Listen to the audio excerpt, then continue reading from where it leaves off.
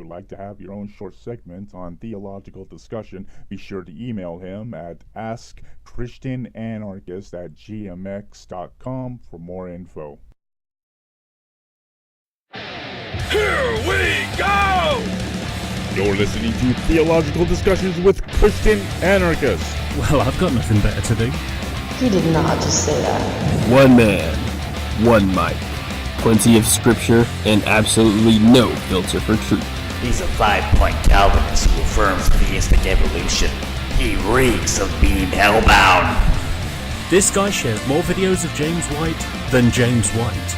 He's just another stupid Bible-thumping Matt Slick wannabe. The views expressed on this show are solely those of the host and do not in its entirety express the views of the volunteering members of Spiritually Honest Ministries. Enjoy the podcast or get ready to send your hate comments. Beginning broadcast in 3, 2, 1.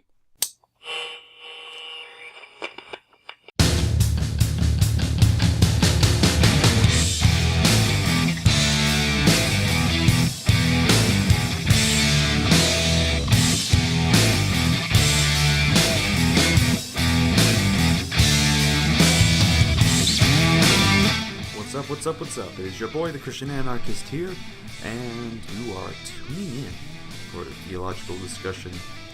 It is Thursday, January 11th, and I am, of course, here to make sure to bring you a nice discussion, and plus, starting back up the season again, yay!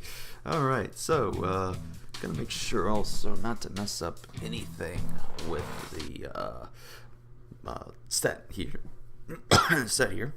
because I notice sometimes I tend to put my foot on the little desk and start shaking, and then all of a sudden you hear kind of a little wobble around. Also gonna make sure to speak up a little bit more louder so that way some people can understand me. So as I've been heard as a guy that kind of talks a little low, but hey, that's kind of me, that's just who I am. We're gonna get into a nice discussion though today about a video that has been done by a Muslim apologist by the name of Paul Williams. So that's on the top of the priority list. And that's pretty much what we're going to mostly cover for the show, because he has made it into 2 parts, and we're going to take each time going over the video and going over some points that I think were very bad mistakes. Because what he goes about is, of course, he starts off with what most Muslims would say is the Bart Ehrman thing, and that for some reason this could prove forgeries that are basically almost the entire New Testament. It's just simply a forgery. That none of the things are actually from the authors who they are claimed to be. And so we're going to go over what exactly is mentioned here. Okay, so before we get into that, I just want to give a shout out to someone by the name of Alexia the Rook. Wow, wonderful chick, wonderful gal. Alexia had made a picture for me as on Twitter. She saw that about yesterday. I'd seen a rabbit that came by my house, and I started feeding it, and I took some pictures as well and showed it online on the Twitter account. And the next thing I knew, she said she was inspired to draw that after, thinking, oh, look, it's Snow White.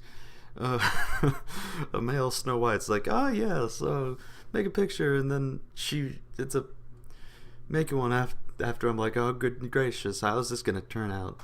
And apparently makes me a Disney princess with that little rabbit beside me. So shout out to Alexia the Rook, who's a very good artist. You can check out her Twitter for commissions and such if you want to get something done. I don't know if she's open at the moment though, so you might want to check in with that. But either way, what's important right now is this video we are going to review. Now, this is from the Paul Williams Show, as I have heard it so called, from Dawa Digital. And on this particular video, or these 2-parters that he's made, he goes over said forgeries in the New Testament. Now, me and him have actually had a discussion, or back and forth, an exchange on Twitter, which eventually got him to block me. I don't know why he blocked, because I just simply asked a question. But the question was, or the thing we went over is, did Jesus teach sola fide? Did he teach faith alone?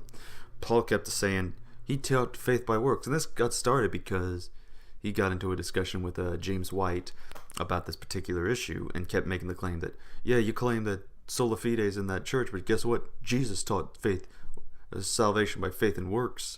And they got into it. Paul just kept on being about as inconsistent and sort of childish as he was. And that's what it was. It was acting childish because it's like, no, he taught faith and works. And starts, of course, quoting the verses. But then, when explaining the context, still refuses to accept that. So when we get into the discussion, when I pull up the verses that shows Jesus teaching in a parable, faith alone is what justifies, then he kind of ignores it. And I kept going back to the verses. Go stick to it. Answer the questions. But whenever I persisted on that, he just then blocked me. So I don't know. So maybe there will be some way we get to him. But either way, whether he sees this or not, this, however, is something I think everybody should be aware of. Because one thing about Paul Williams is that I don't think he's done his homework completely on this. He's only gone to one source, but hasn't checked the others. So I want to go take a look at this video, and we'll see what he has to say. This is Forgeries in the New Testament, Part 1 by Paul Williams. So let's give it a listen. There's another issue here which is also quite disturbing if you're a conservative Christian, which I just want to mention because these are things we have to face. Whether we're Muslims, Christians or atheists, we have to face some unpleasant truths. And one of them is that the New Testament almost certainly contains forgeries. Now, a forgery is a document, a literary work that intends to deceive its readership about who the author is. It's intended to deceive. Now, how can this be in the New Testament? Scholars say that there are forgeries, very likely. This is because... Judge, okay, let me just stop. This will be the first thing before we go on. Just because a scholar says something doesn't automatically mean it's true. We have to examine what exactly the scholars are saying, what exactly are the arguments they're putting forth, and what exactly are what's the evidence that's there? Can they lay out the evidence? That's the question that we must ask ourselves. So, if you look at, say, Paul's letters, all the letters attributed to Paul, and there are quite a few of them, some seem quite different from others. You have some which scholars consider to be very authentic, like Paul's letters to the Romans and the Corinthians and the Thessalonians and Galatians, and so on. But there are a couple of 3 or 4 other ones that really seem very different from this broad body of letters, and they're called 1 and 2 Timothy, which I've quoted from already, 1 Timothy, and Titus. And if you look at these letters, they have a very different style. The writing style is different. They have a different theology. They teach different things about who Jesus is and how to be saved. And they also have a different church structure. They have bishops and presbyters, and these structures don't exist in the earlier Pauline letter. Okay, we're kind of going to get to this argument, but I know what he's going to be talking about, and that is that, different issues being addressed, then, that's obviously not from the same person. And to me, again, I will get into that later, but just keep in mind about that argument. Think about that for a second, because it's not a good argument. And in fact, sound scholarship, has refuted that notion. Letters. So scholars have overwhelmingly decided that, in fact, these are what they call pseudepigrapha, Greek term meaning forgeries. Which scholars? Can you give us any examples? Now, this is where it gets more interesting for me, because traditionally, Christian scholars have acknowledged this. Scholars have acknowledged this. They say... Okay, and here's the thing, if he can acknowledge which scholars, because, there are some, obviously, that would say, the 1st and 2nd Timothy, for example, are forgeries. But then there are some scholars who don't. So don't just simply say scholars. Actually name some scholars. That would be a good one to start off. These are pseudepigrapha. They're not written by Paul. But that doesn't really matter, because they used to say, Christian scholars used to say, well, you know, in the ancient world there was a tradition that it was acceptable to write in the name of an honoured apostle. You're carrying on his tradition, his teaching, and it didn't really matter. It was a way of honouring the apostle. And everyone knew about this, and no one was taken in, and this was quite an acceptable convention. This was the reasoning that was quite commonplace in scholarship. Now, what's happened recently, I say recently in the last several years, is there has been a breakdown of that, and one particular monumental work in the English language is a book by Bart Ehrman. And here it goes, the Bart Ehrman classic. Just pull up the Bart Ehrman. What does Bart Ehrman say? Professor of New Testament in South Carolina in the States. He's written an academic book called Forgery and Counter-Forgery.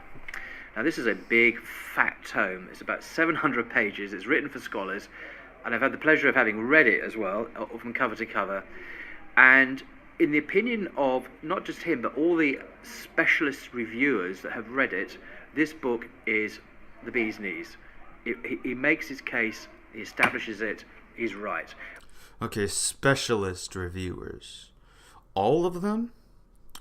Because there are specialist reviewers that have managed to actually comment on his works, such as the guy goes by the name of Josh McDowell and Sean McDowell, two good Christian scholars and apologists, in the book Evidence That Demands a Verdict, in which the updated revised version contains an appendix in which it is responding to the claims of Bart Ehrman.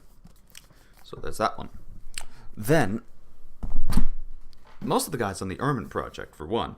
Then we have scholars such as Daniel Wallace, Michael Kruger, William Barclay, Robert Caro, Benjamin Glad, Charles Hill, Reggie Kidd, Simon Kistmaker, Bruce Lowe, Waters, Darrell Bach, Kostenberger.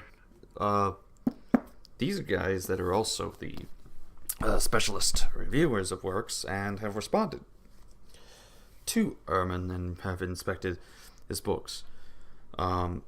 They don't get the bee's knees from this. And these are specialists. They're very good scholars that are good at their job and know what they're talking about. So, by the way, if y'all hear any sound in the background, that's my my washer going off. So, that being said and established, yeah, just because there are reviewers that have read it doesn't mean anything. So, yeah. What does he say?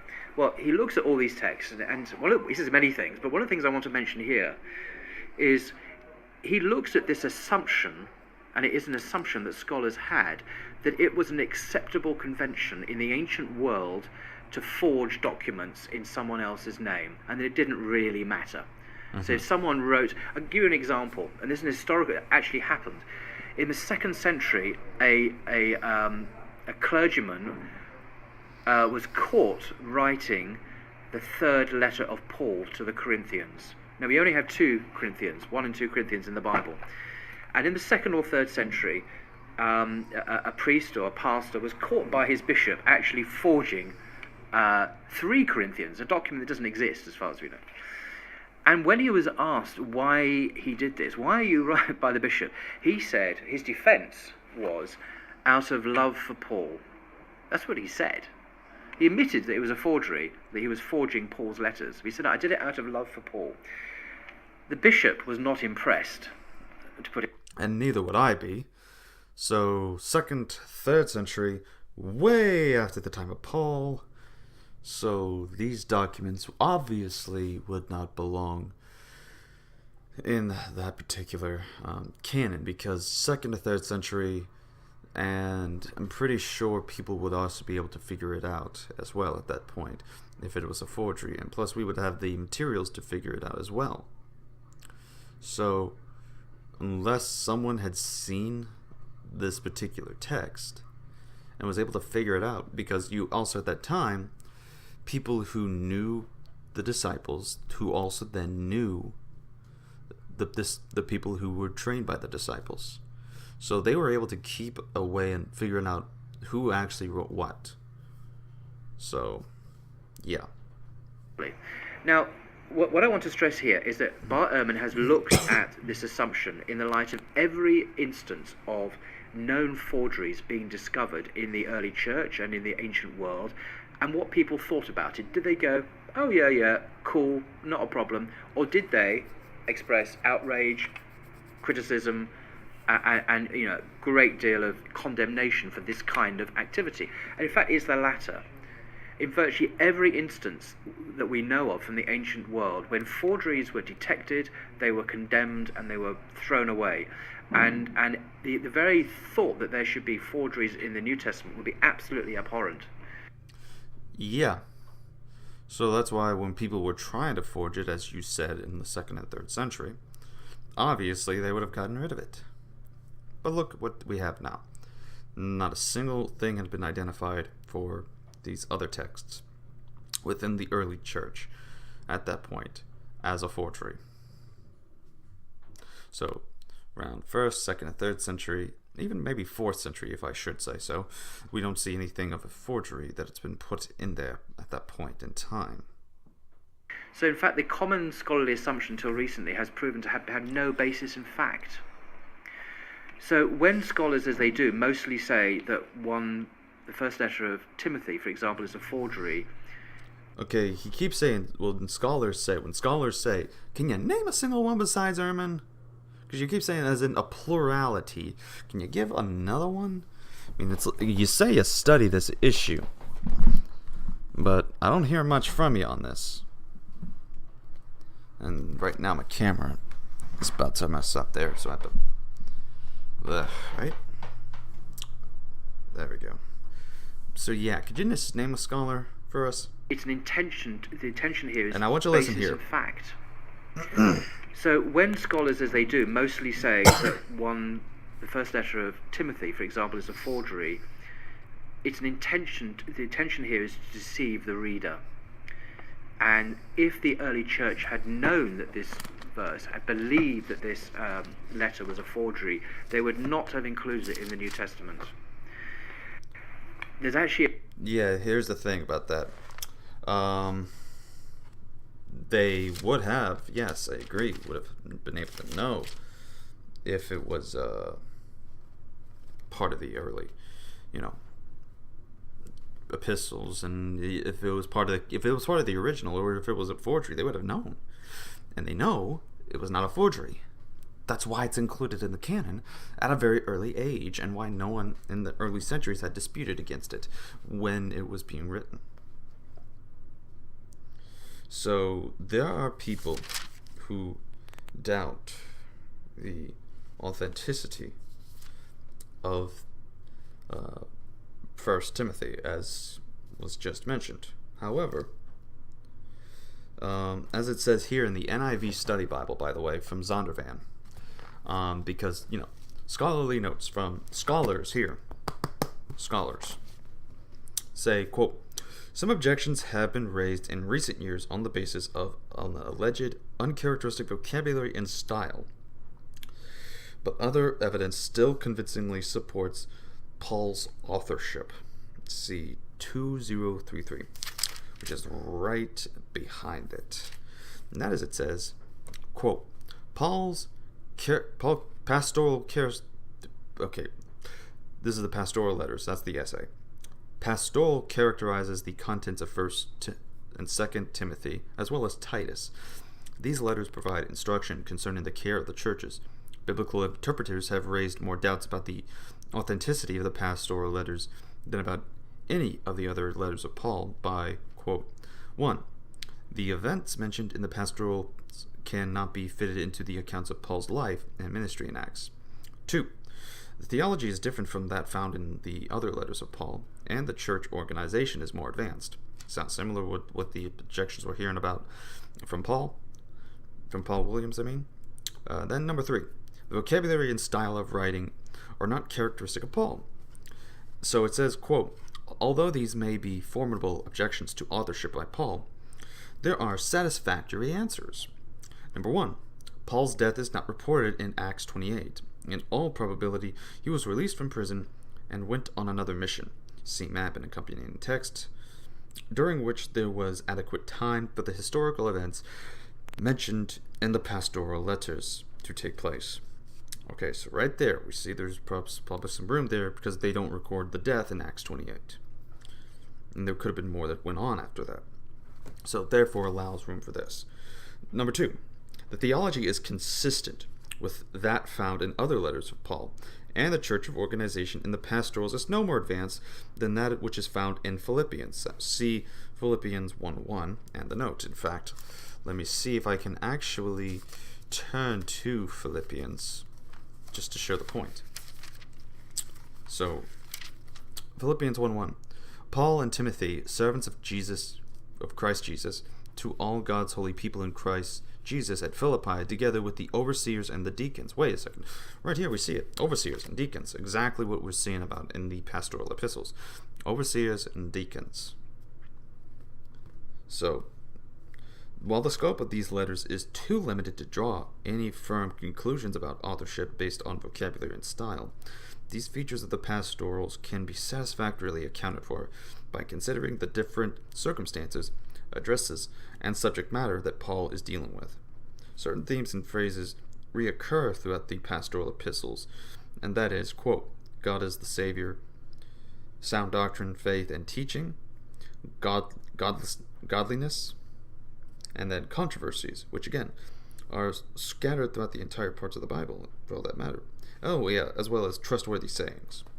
So, these general themes that you see in the rest of the Pauline epistles can be found elsewhere. So, that being stated, just because the letters seem different and have different subject matters to deal with, I mean, this is an inconsistent standard. For example, there was actually a study that was done there was 2 scholars who wrote a book concerning the challenging of the Pauline epistleship and authorship of these various different books that are attributed to him. And so there was a study that was done, I think it was by either Yale or Harvard, that did a little gag to show how interesting the standard can be applied. They took the book, took a look at the reference or the preface and the introduction, noticed differences in style and vocabulary, then look at certain chapters and certain instances in which the people that were writing it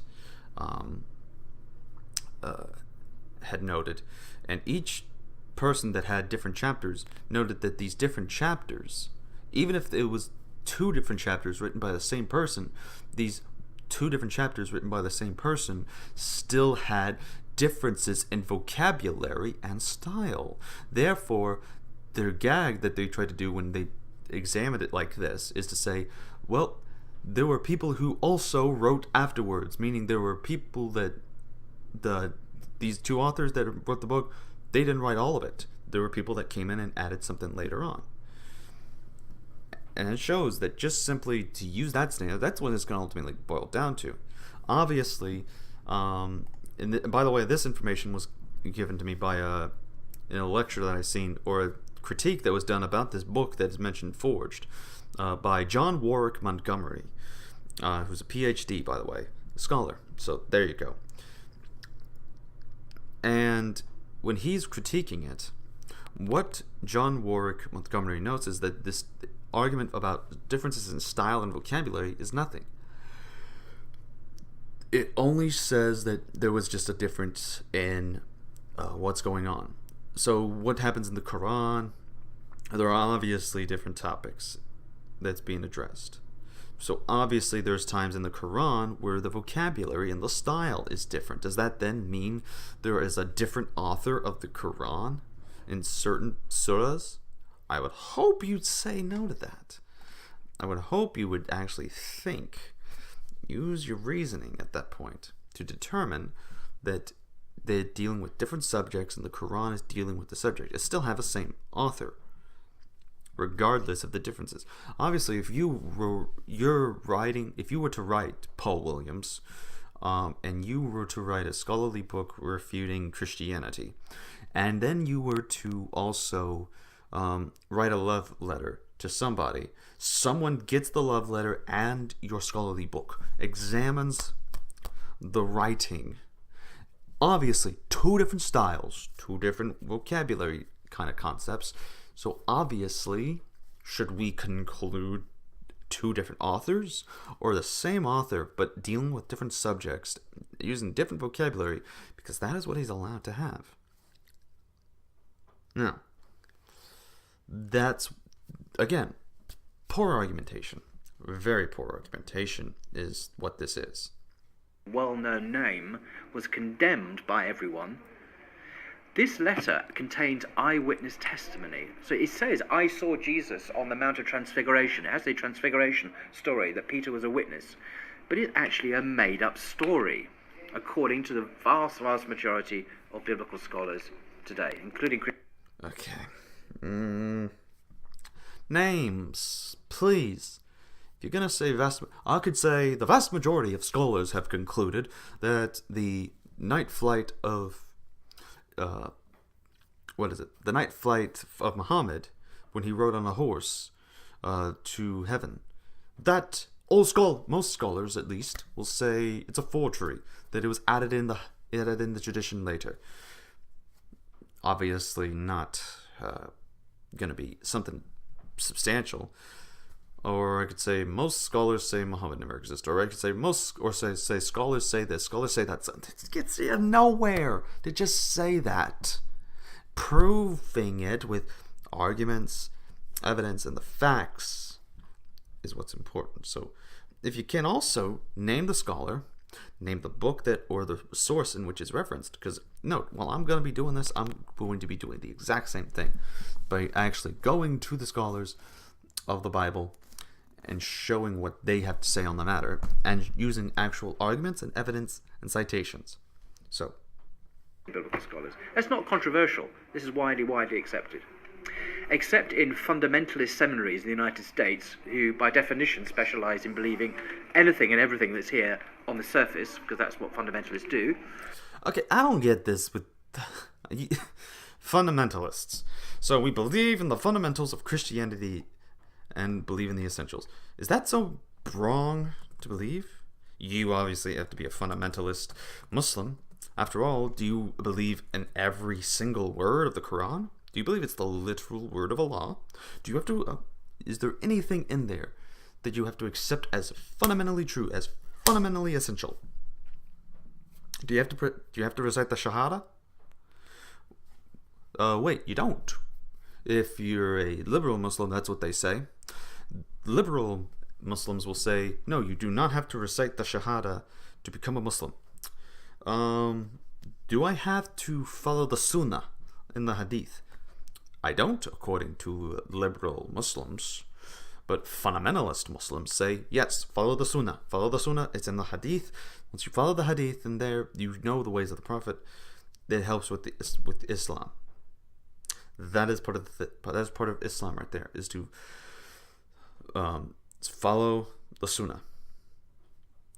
And also, following the Sunnah, it helps with parts of the things like prayer, for example. The 5 times of prayer, where to pray exactly at, what times to pray. This is stuff you'll only find if you have the Hadith. But there are liberal Muslims, such as, great, now I forget his name. Edip Yüksel, a Quran onlyist, says that the Hadith is made by fundamentalists, money-hungry warlords, and that the true Islam is found in Quran only. So, are you a fundamentalist?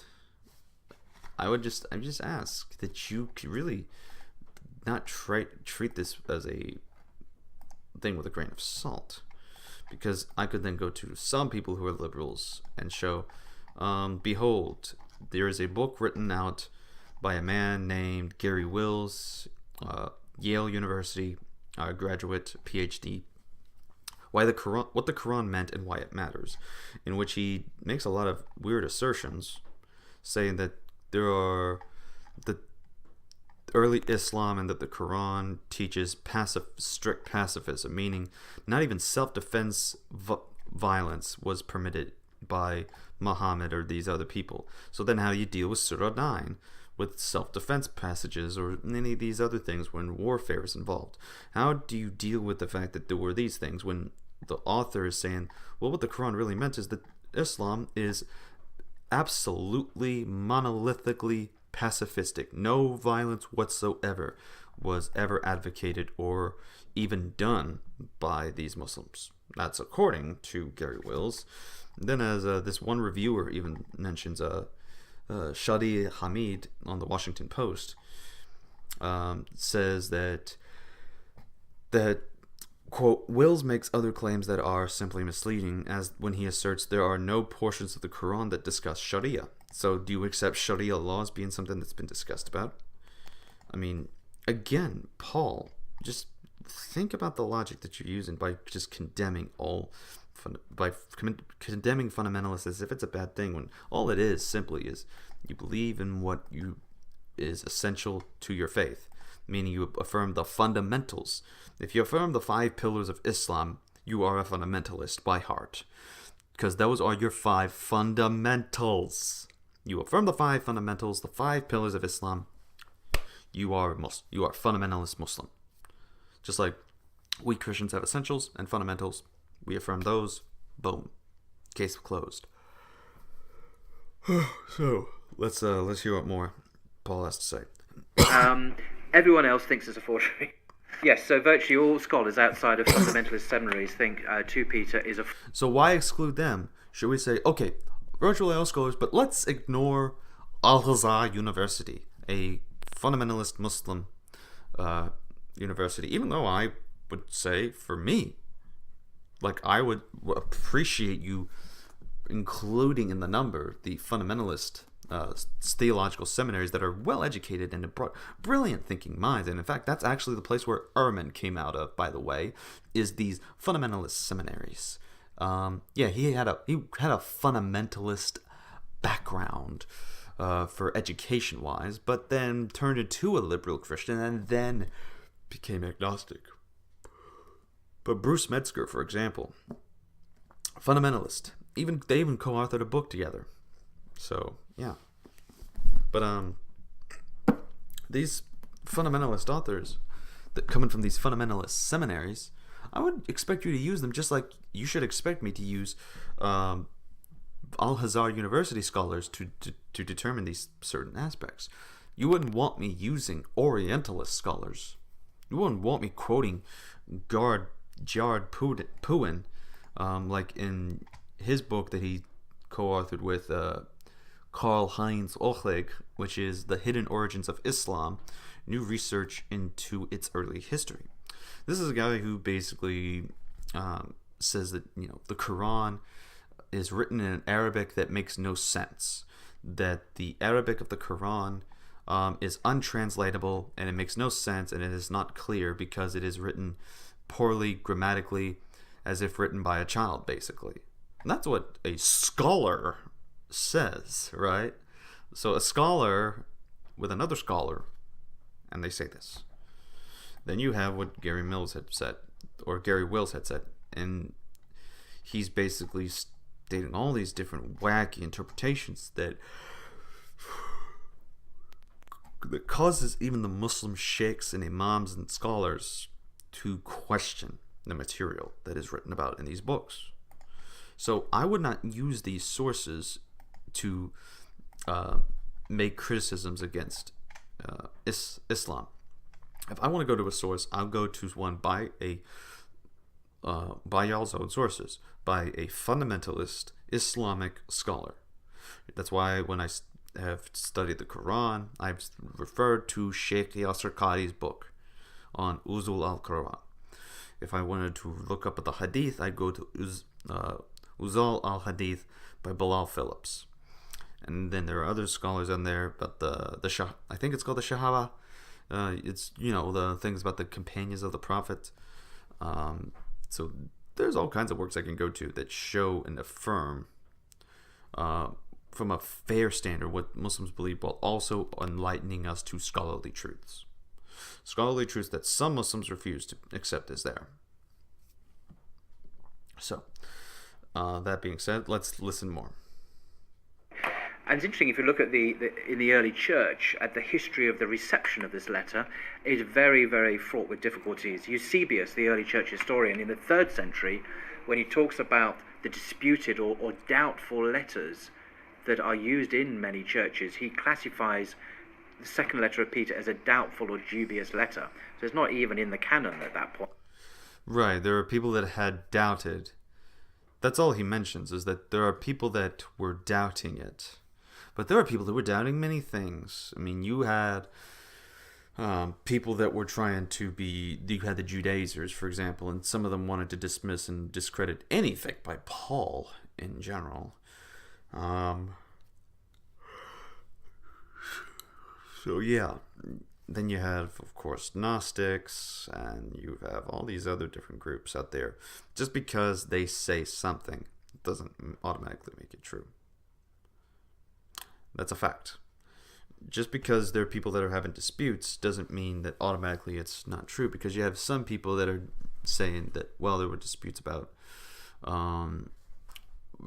you have disputes about the Hadith, for example, questioning whether or not if it's really authentic, because let's say, for example, this. You have a Hassan grade Hadith. Hassan means more accurate. And if that's the case, if it's just accurate, maybe it's right. But it's not Sahih. It's not in the same category as authentic. But even as Dr. Bilal Phillips notes in Nuzul al-Quran, that the category issue of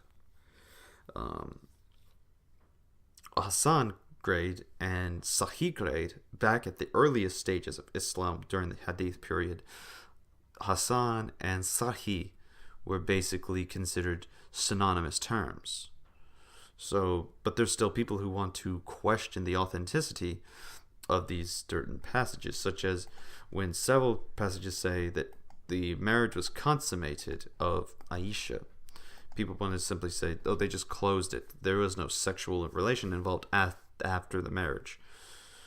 That was one Muslim's claim, is that, he didn't have sex with her when she was 9. But there was a verse that, and even the Muslim himself says, this is referring to sexual intercourse. But then we think he tried to wiggle his way out of it, saying, no, the verse is not authentic. It's not Sahih, but it's Hassan grade.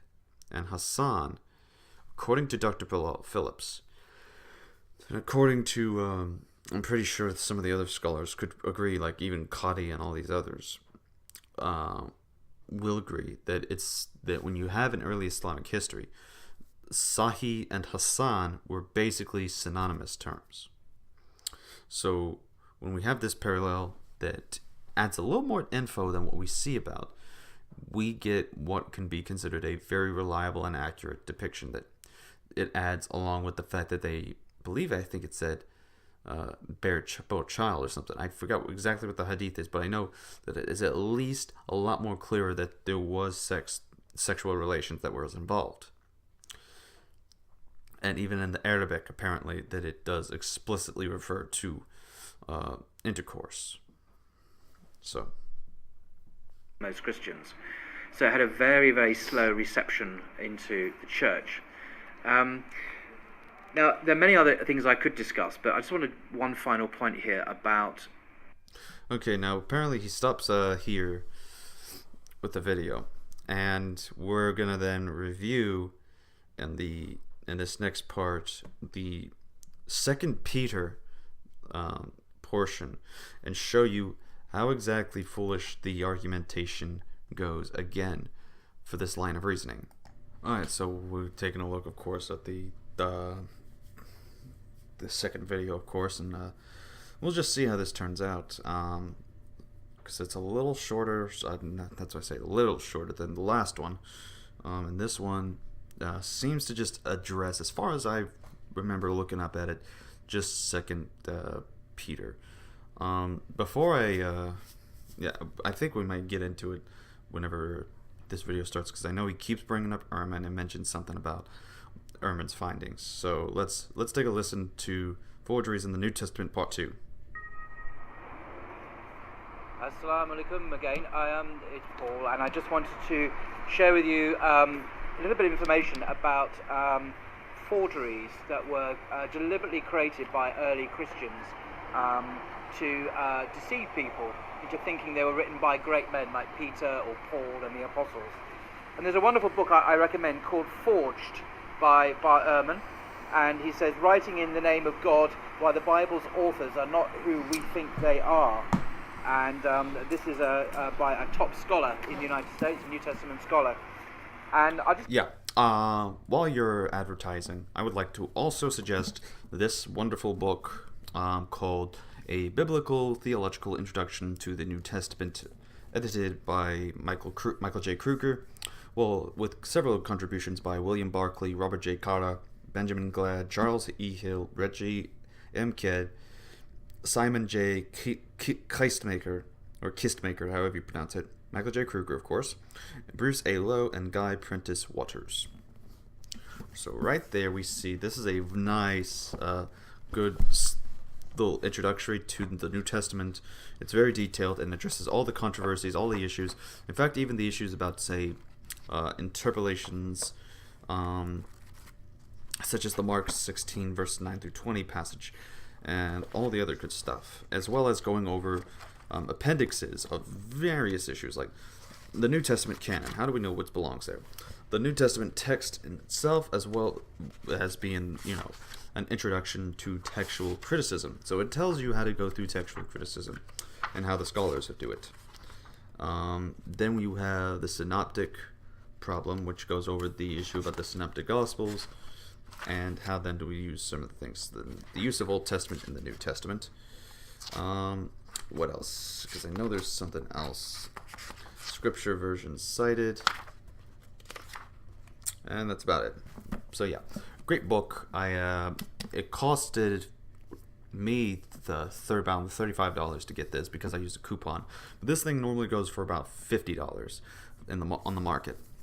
Then there's, of course, Evidence That Demands a Verdict, which is basically a good bunch of notes, especially in regards to the New Testament and manuscripts from scholars, as well as with the notes. It's from Josh McDowell, but the notes are from various scholars that he cites. And this thing is like chock full of notes from various scholars that prove New Testament textual reliability, and even Ehrman gets quoted in this particular book, by the way. So yeah, just since you're going to throw out some advertisement, I'm also going to throw in, yes, read Forged, but also read these two books as well. A flavour, I can't go into all of it now, but give you a flavour of why he argues, and indeed most scholars, virtually all scholars, think there's some forgeries in the Bible itself, particularly the New Testament. Yeah, let me just comment on this, because may as well make this the part where I address it. I was going to try to address it later, but note, he keeps going saying virtually all scholars. I'm going to tell you this, by the way, that the one place he's getting this from is from Ehrman. And that is because of the one part that Ehrman always goes back into his writings. And that is that Ehrman will say, put in most of these scholars as if most of them agree with him on these specific issues. But it's rather the issue that he is being very selective with his scholars. For example, Kostenberger, Darrell Bach, and Chatra, in one of their books that they worked on together. In fact, let me see if I can check it out here in the section here. Element P.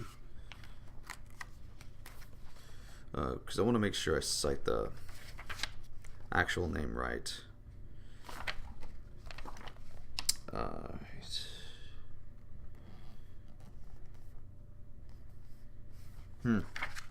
Well, take me because all you get in this particular book I'm trying to get the source and citation from is abbreviations. So TCD is what I got.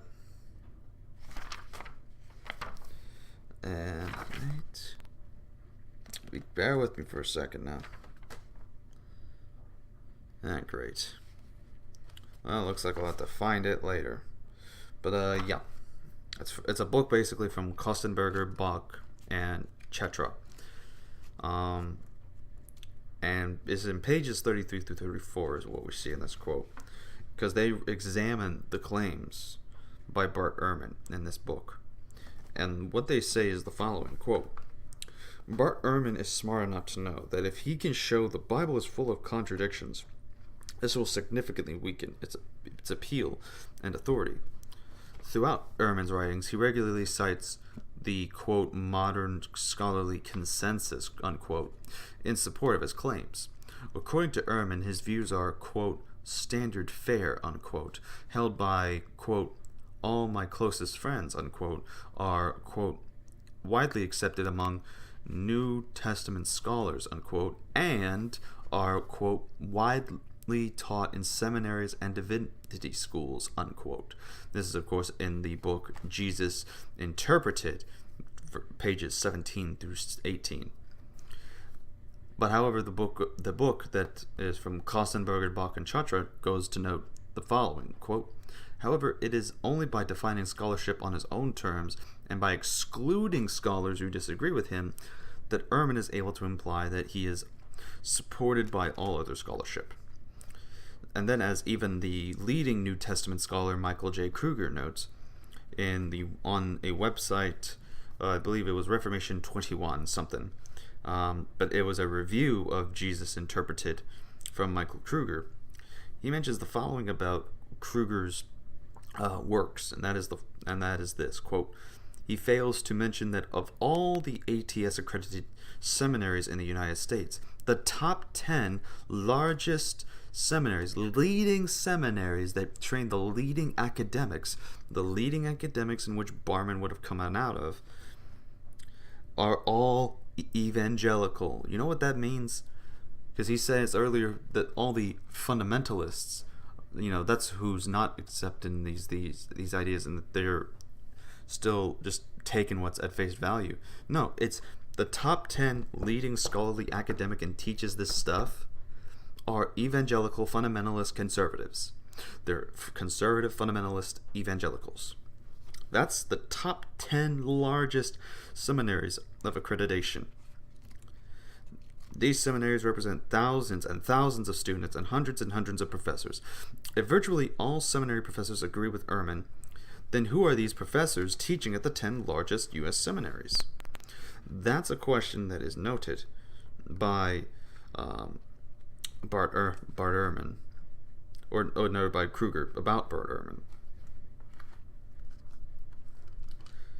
So it's very interesting, and the fact that also, if you're going to use like what Paul Williams had said by saying, the scholars today outside the ranks of fundamentalists and conservative evangelicals are virtually unified, then as Kostenberger, Bach, and Jaltron note, the following, quote, the problem with this type of argument is that it is kind of like saying everyone in the government except for conservatives or Republicans want to raise taxes.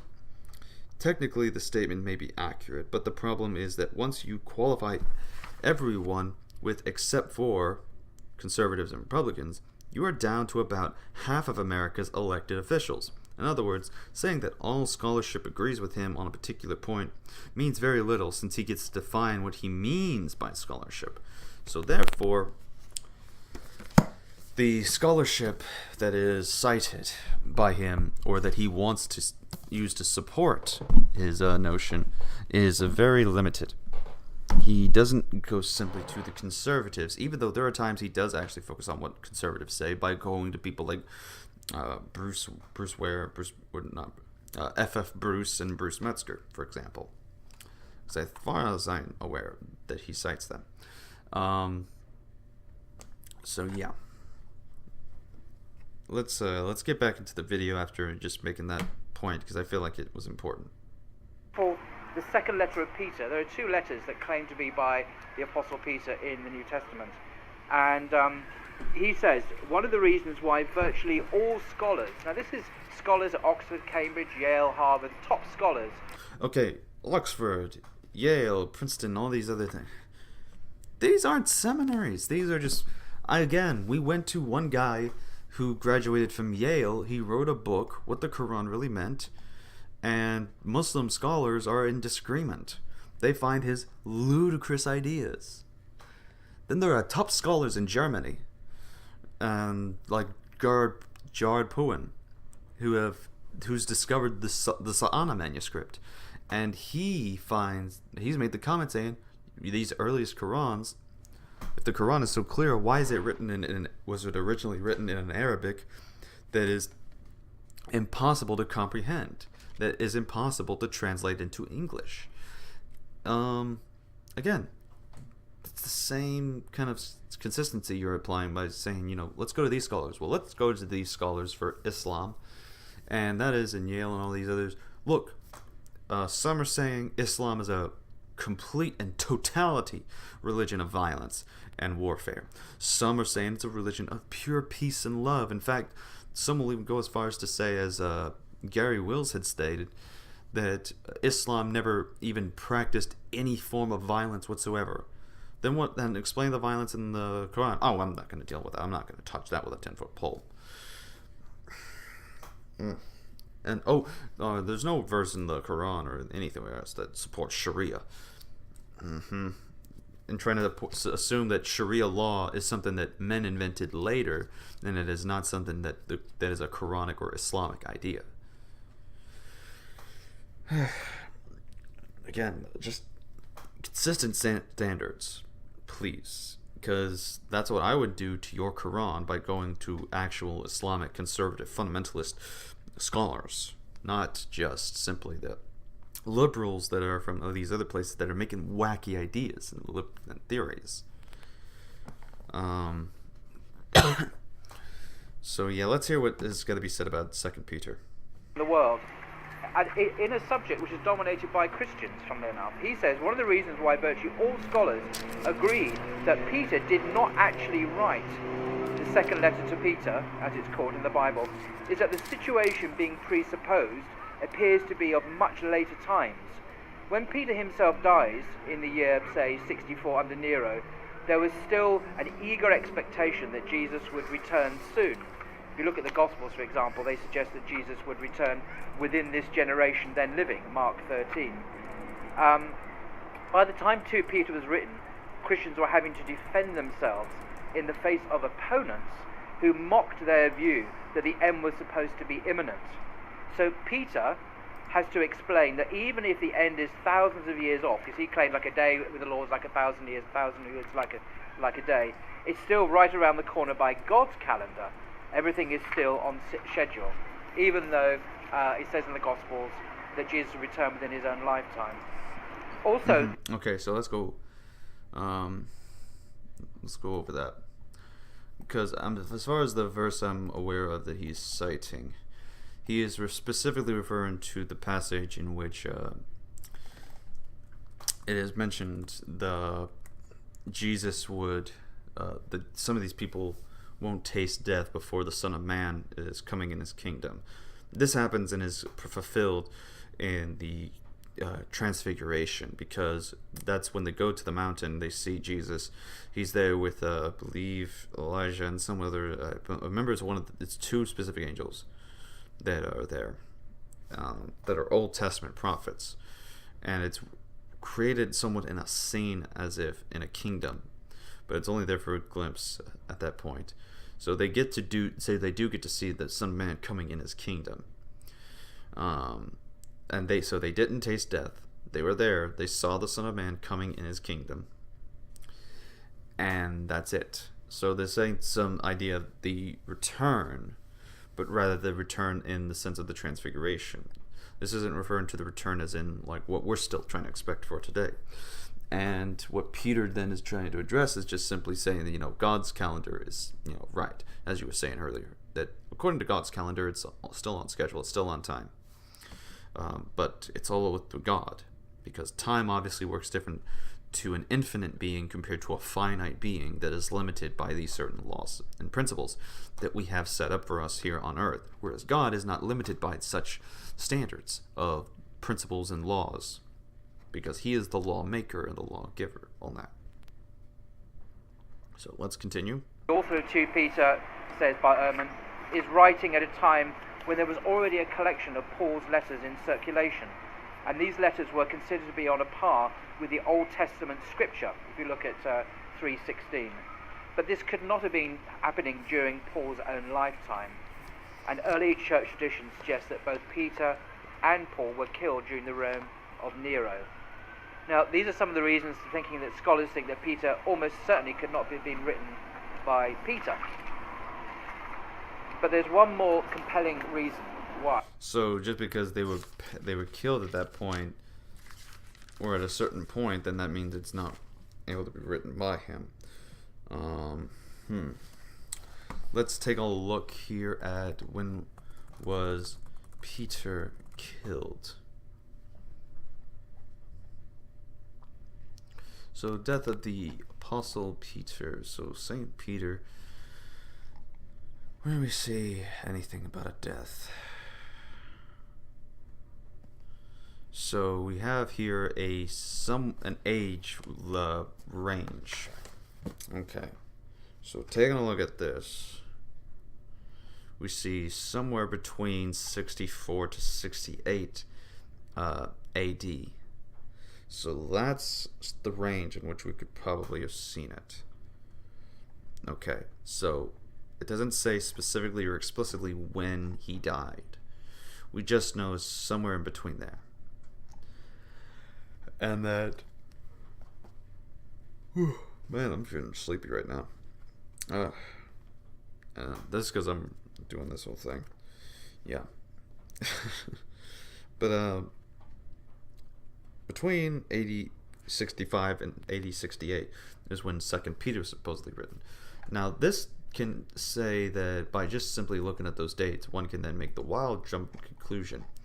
Then that must mean some kind of speculation, because, well, hey, he would have died between those ages. Well, we don't know where he died, nor do we know exactly when did he write. We can still make speculations and theories in the fact that, with the fact that it's written around this time period, when Peter is about to be dead, that we can just simply say that because of that, this is simply the last letter of Peter. This would make sense. 2nd Peter, and as far as I'm aware, this is the only letter that Peter would have written within that time period and that time frame.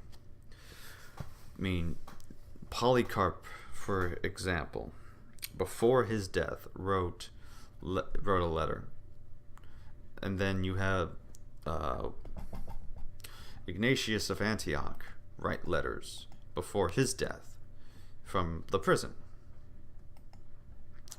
So it's no surprise that people were working on these letters before their death. So that's all we can just expect from 2nd Peter, and not just simply speculate that because they both had died around this certain time period, that automatically disproves him having to have written 2nd Peter. So let's continue on. I just want to explain in more detail why that is.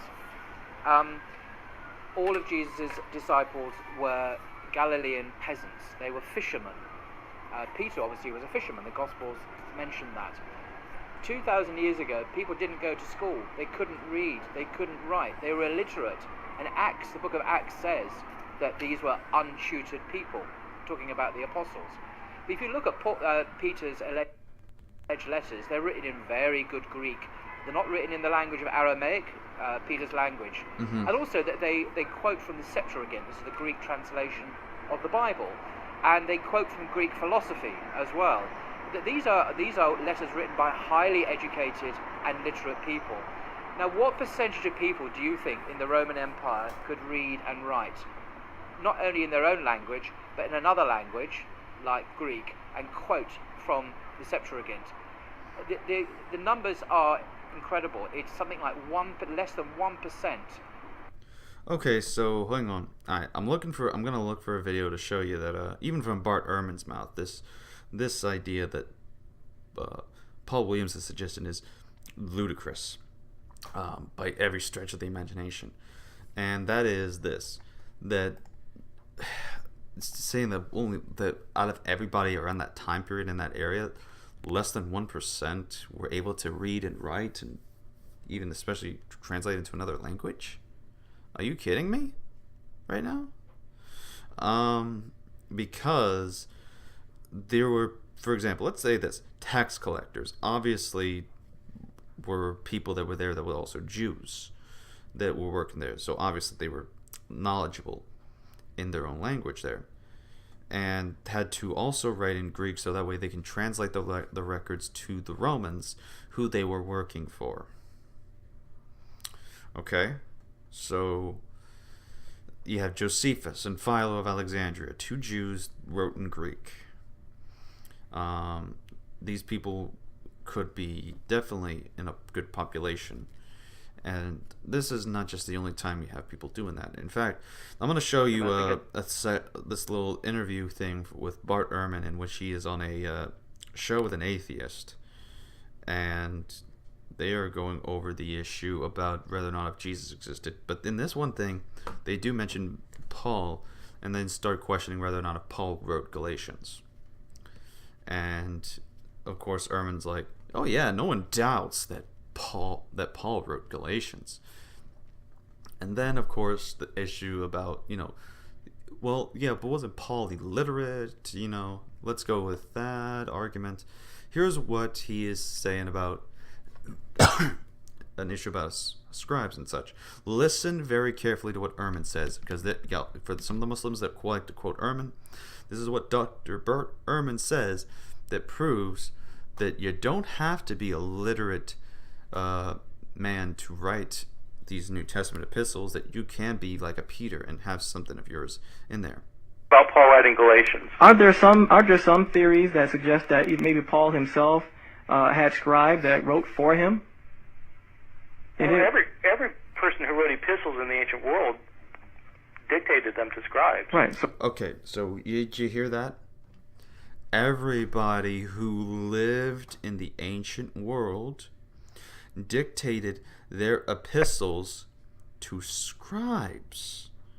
So it's not hard to see why it's logical to say that 2 Peter could have been dictated to a scribe. And therefore, by doing so, it proves that what Peter did could be the same thing of what we see in the Gospel according to Mark. Is that there was a scribe who received the teachings of the oral tradition and teachings of Peter, and as a result ends up writing down what he remembers from memory by Peter. So that being done and said, I feel like I keep saying that a lot now that I'm thinking about it. I need to either get some new lines or some new catchphrases, or just get to my point. So yeah, 2 Peter, just because they were fishermen or whatnot, doesn't mean they didn't write them. They could have had a scribe. Well, we know Mark was a scribe of his, so Mark could have been the one writing down on the ink and paper, but had to listen to what Peter was saying. Again, this is not uncommon for people to do. They could have scribes, such as Luke was the scribe for Paul, for example. Now, let's listen more to what Mr. Williams got. It's something like less than 1% of people could actually read and write and quote from other languages. It's an incredibly small percentage of the population. So it really is very, very unlikely indeed that Peter, after, he was a busy man, a fisherman, going around doing what he did, could have gone to university. There were no universities. To learn multiple languages, to learn to read, to learn to write, to compose. That just... Wait. There's no universities. Because they still had the Jewish synagogues, and I'm pretty sure there were people that were learning how to write the Torah. I'm pretty sure there were still other people who could go to listen to these other instances. So those things were around. I'm just pretty sure that Peter just didn't go to those. That he wasn't a student, as you could say. But no, I think it could be very likely, because based upon what we're reading about in scholarly materials, we can see that. In fact, let's take a look actually in the Biblical Theological Introduction to the New Testament. since you want to quote one source, but I want to quote one too. 2 Peter. Again, background issues. So right here we see it says, quote, among critical scholars today, the consensus opinion is that 2 Peter was written by someone other than the apostle and was probably composed in the late 1st or early 2nd century. And of course, he cites what scholars hold to this. And of course, Bart Ehrman is a counted source in the book of Forgery and Counterforgery, as well as Joseph B. Mayer. Now, that being stated, and of course, also one person that I have some skepticism about, Richard Bauckham.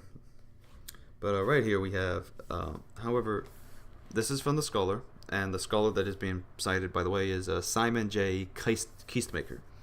However, a substantial case can be made for the traditional authorship of the book, with a likely date somewhere in the 60s.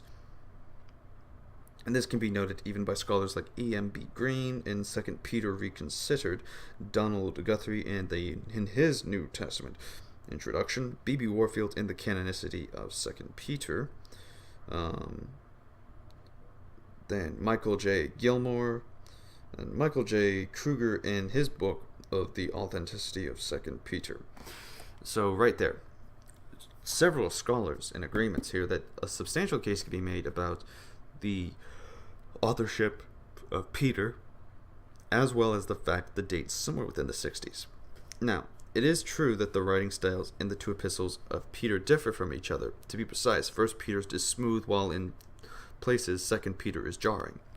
The percentage of out-of-the-way expressions in 2 Peter is unusually high, with about 57 words that do not occur in the rest of the author. Several other factors must be considered.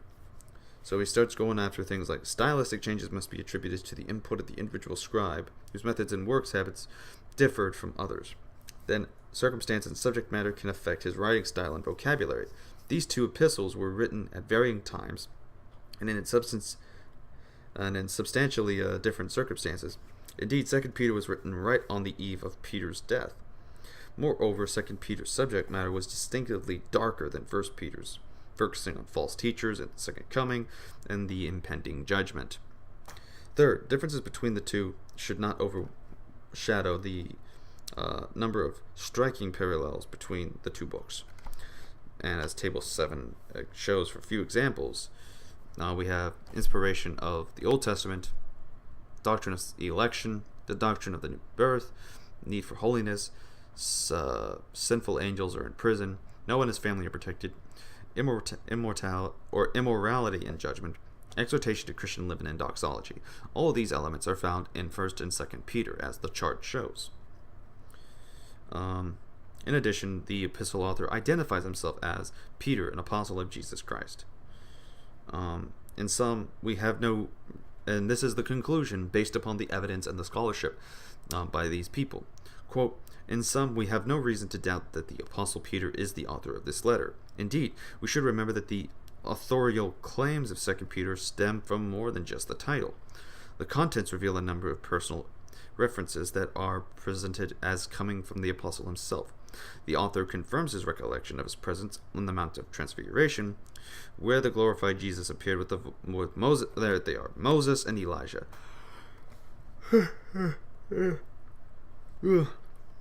With Moses and Elijah. He remembers the words of the heavenly voice. This is my beloved Son, with whom I am well pleased. The author also notes his personal acquaintance with Paul, and thus places him within the apostolic circle, something confirmed by the opening verse, which identified him as an apostle of Jesus Christ. Scholarly book, scholarly academics, scholarly academics. Right there. And I haven't even gone to the NIV Study Bible, which could go over the same issues. And I can even probably see if there's something founded in the evidence that demands a verdict book. But I got several scholarly books on me. So I can take a look at what you cite, what is cited, and we see what will go on. But that being said, yeah, well, great. I forgot where I was for a second because I need to get this computer. Yeah.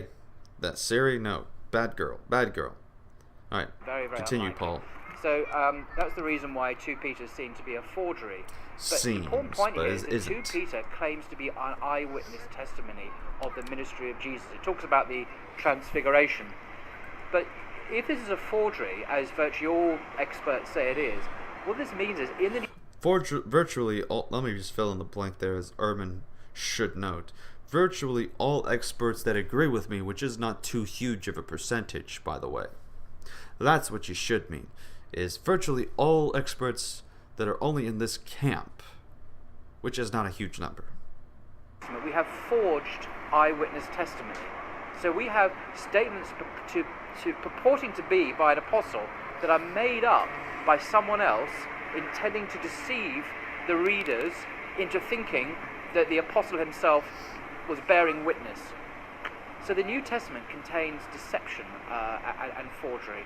And this is known to virtually all scholars, as I keep on saying, but it's not known to the people in the pews, the average people who go to church. They are not aware of this. And this is a crucial question which I've addressed in another brief video. Why is it that the priests and the pastors and the ministers who are trained by the top scholars fail to pass on this knowledge, this information, this research about their own New Testament? Why is it people are not told about this? And I think along with the sex scandal in the church, there's the intellectual sin scandal in the church, and that is the failure to communicate the truth about the Bible to the people in the pew, who then go around innocently thinking that the Bible is simply factual and it's historical, and a lot of it is not. So I just wanted to share that with you. And okay, then of course they're going to start advertising the book again. Let me just ask this: would you hold that same kind of standard for the mosques? Because as far as I know, there are some mosques that will do an elaboration of the material that's out there. It's found in Islamic academic sources. And there are some churches, of course, that will express it and expound upon this. I have certainly brought it up to my church using certain academic sources to expound upon verses in the Bible. So it's no secret to the people in my church, and they're allowed to look at some of the stuff, and the pastor will even fill in on saying, Chuck, read this book or something. And in fact, he even has mentioned the interpolated verses like 1 John 5:7, because he uses King James but allows other people and encourages them, if there's another translation, to bring it. So some churches are just ignorant. It's just like there are some mosques that would be ignorant, because not all mosques will mention this, as far as I know, the 7 arufs. Because there was literally a Muslim that had never heard of that when I mentioned it to him. He had never even heard of it in his life, and he claimed to be one for about 2 years. Then you have some who are ignorant to the Quranic manuscripts, and the fact that we don't have a single manuscript of we don't have the original manuscript copy, the original. We don't have that. So that leads people to question its authenticity. But of course, if you would, just admit and show where's the fact that we don't have the original, but we can still reconstruct it, that should be what your argument could be. Then you can make a case. But at least you're also being honest, and you can mention this in the mosques. But some do, some don't. There are information about the Quran and Islam in general that do not get brought up in the mosque, and there's a reason why, and it's the same reason why we don't bring it up much in the church. It's because the church's purpose is to worship God. It's not to bring about an academic circle. Just like in concern to the mosque, it is not a time for you to go about having an academic circle. It is about the worship of Allah, as far as I understand of how mosques work. So you want to criticize the church for lacking in having this material, then I would be very skeptical and criticize the mosques for not introducing a lot of this information that's out there about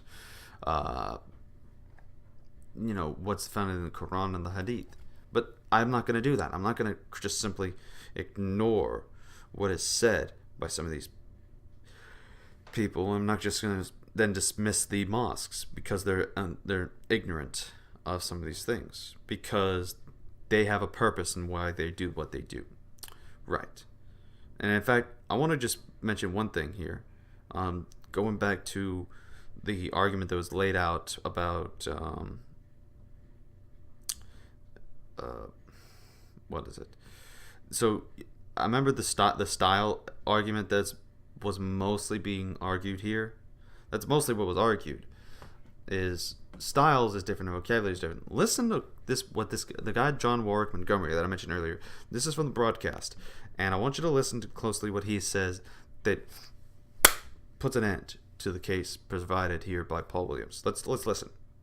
The New Testament material attributed to Paul was actually written by him. Well, listen, for the fun of it sometime, take a look at Goethe's Faust, Part 1, and compare it with Goethe's Faust, Part 2, the second version, which was done years later. The vocabulary is radically different. The thrust, the ideological thrust is very, very different. If you took those two works and didn't know that Goethe had written both of them, you never in the world would conclude that they were written by the same person. And I have finally the illustration that you're going to love. A few years ago in England, two liberal scholars along Ehrman's line, a gentleman by the name of McGregor and another by the name of Morton, produced a book in which they took Romans and Corinthians and Galatians as the basis, stylistic basis, and they fed the style into a computer, and then they compared the other letters that are attributed to Paul in the New Testament. They compared the styles of those letters against the basic style that they had put in, and they concluded that not a single one of those other letters were written by Paul. Okay? Then, a few years later, at Harvard, their book... Wait. Harvard, apparently a place that has the good scholars, and is one of the favorites among Paul Williams. If these scholars are coming out of Harvard, they're the truth. Let's bring up the scholarly academia. Gregor and Morton's book was analyzed. The style of the introduction and preface of the book were fed in as a basis. And then the style of the succeeding chapters were fed in. And the conclusion was that McGregor and Morton had not written the rest of the book. The rest of the book must have been written by other people. Now, of course, this was done as a wag, but it shows that you can't use vocabulary and style as any kind of solid basis for determining authorship. What you need are external evidences that will provide you with guidance. And that's exactly what the early church relied upon, and that's why we have the New Testament as we have it today. So, external sources. Do we have that? Yes, we do. We have Ignatius of Antioch. We have, I believe it's Tertullian had mentioned it, at least as far as I'm aware. And Papias, all these other scholars, or early church fathers, should I say. So the patristic sources have mentioned and shown that the early church had affirmed and knew who were the authorship of these gospels. And of course, we can also show that they would know who would also have written these epistles. So the early church was able to make a nice, clear-cut decision in figuring out who wrote what. Okay? We didn't need a scholar back then. It was easy to know who wrote who and who wrote what. And so that's also how you get the reliability of a canon. So, yeah, that's pretty much the Paul Williams episode at that point. 2 videos, we've gone over them, and we've refuted the points. Now, here's the one thing I would recommend and suggest. I have been wanting to talk to Paul Williams for some time, and apparently it's decent that I find out somehow, I don't know why, he unblocked me on Twitter. So, if Paul Williams is interested in a debate, note my words carefully, if Paul Williams is interested in a debate, then I am willing and open to have a debate on whether or not the New Testament is indeed reliable, the ones we have today, because I will put my foot out there and defend with my heart and soul the reliability of the New Testament, and that the Bible itself is not just reliable, but it speaks truth, and that Paul Williams needs to accept that right now. So, that being said, we're going to close off here. Thank y'all for tuning in for this, and hopefully we can get more episodes going in. I know at some point we're going to be having a episode involving a furry to discuss the issue about furries and Christianity. Can a Christian be a furry? So we'll see how that turns out. But until then, we're going to dismiss this in prayer. So let's bow our heads and pray. Dear Heavenly Father, we thank you for bringing us this podcast and to bringing us together.